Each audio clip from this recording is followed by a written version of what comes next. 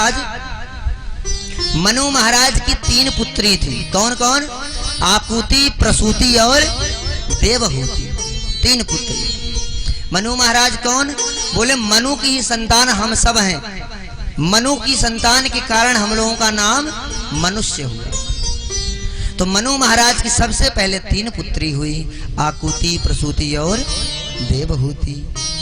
देवहूति बीच वाली थी, आकुति बड़ी थी, देवहूति बीच वाली। तो महाराज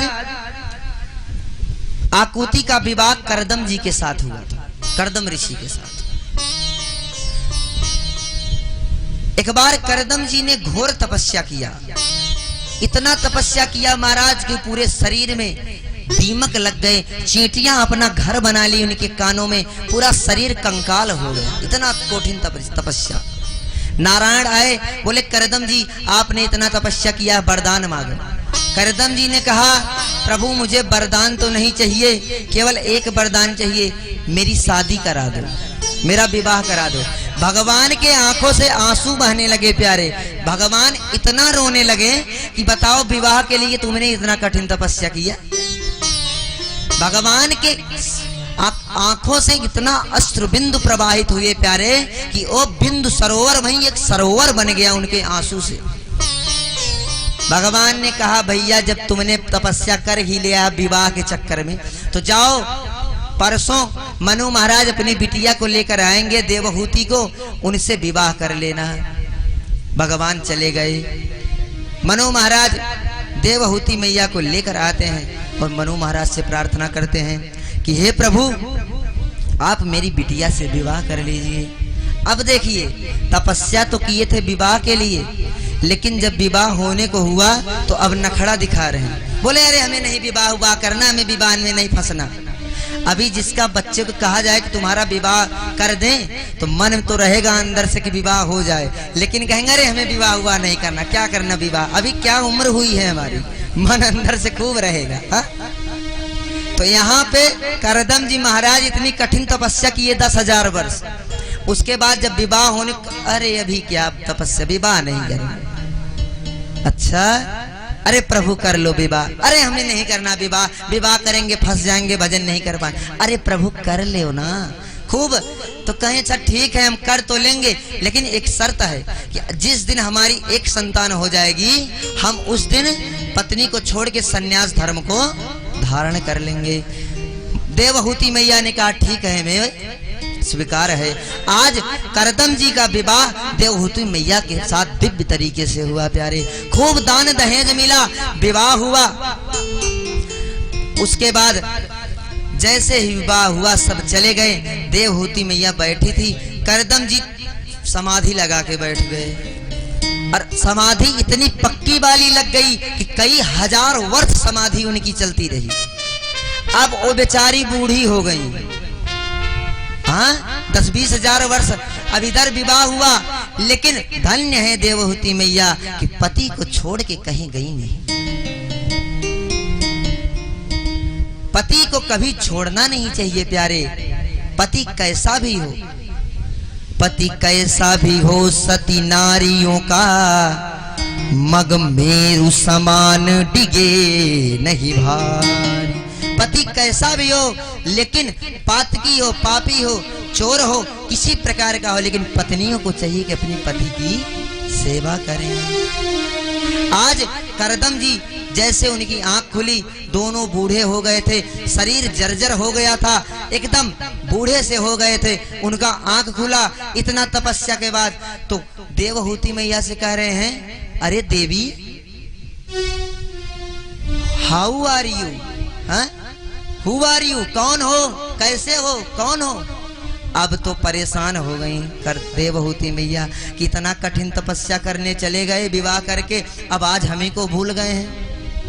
तो मैया बताती हैं कि प्रभु मैं आपकी पत्नी देवहूति हूँ। देवहूति, अरे वही देवहूति जो बरसों पहले विवाह हुआ। हाँ हाँ प्रभु मैं वही हूँ।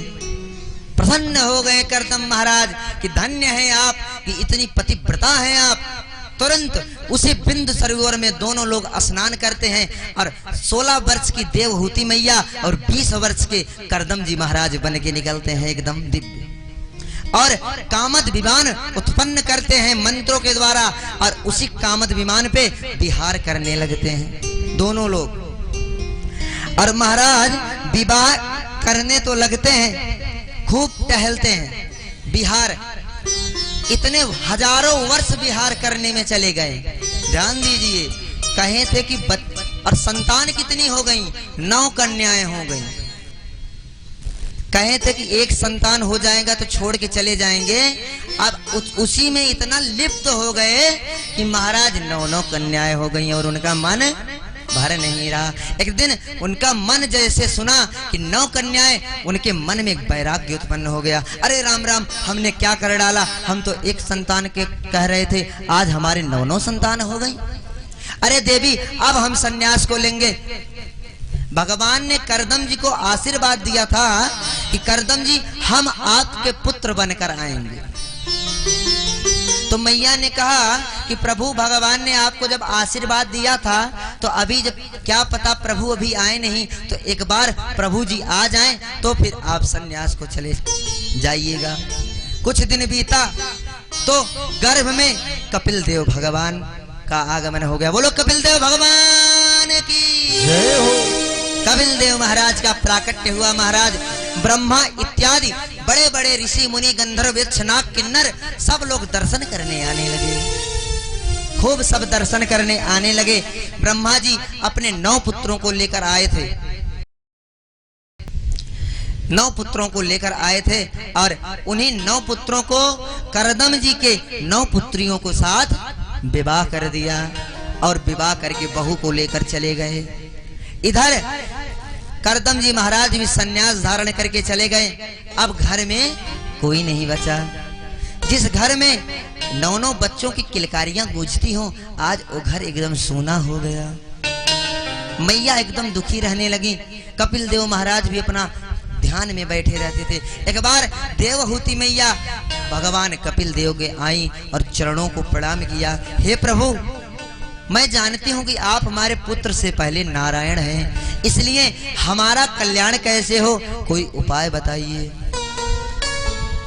तो कपिल देव भगवान इस कपिला अष्टाध्यायी 8 अध्यायों में कपिल देव भगवान देवहूति मैया को ज्ञान देते हैं। कपिल देव भगवान ने कहा कि माता, संतों का संग करो। सबसे पहले बताते हैं कि अगर जीवन का कल्याण करना हो तो संतों का संग करो। अरे संतन के संग लाग रे, अरे संतन के संग लाग रे, तेरी अच्छी बनेगी। संतन के संग लाग रे, तेरी अच्छी, अरे संतन के संग लाग रे, तेरी अच्छी बनेगी। अरे अच्छी बनेगी तेरी किस्मत जगेगी, अच्छी बनेगी तेरी किस्मत जगेगी। अरे होए तेरो आहा होए तोरो बेड़ा पार रे, हो तेरी अच्छी बनेगी। संतन के संग लाग रे, तेरी अच्छी बनेगी। हरि बोल।